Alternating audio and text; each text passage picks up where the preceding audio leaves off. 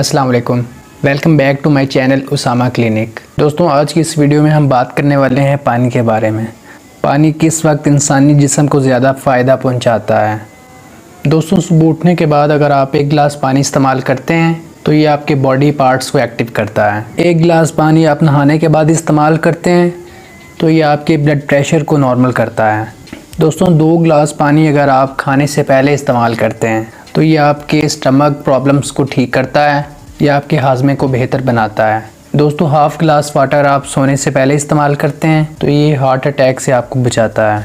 दोस्तों, उम्मीद करता हूँ आपको आज की छोटी सी वीडियो पसंद आई होगी। अगर वीडियो पसंद आई हो तो वीडियो को लाइक करें। अगर आप मेरे चैनल पर नए हैं तो मेरे चैनल को ज़रूर सब्सक्राइब कर लें। अल्लाह हाफिज़।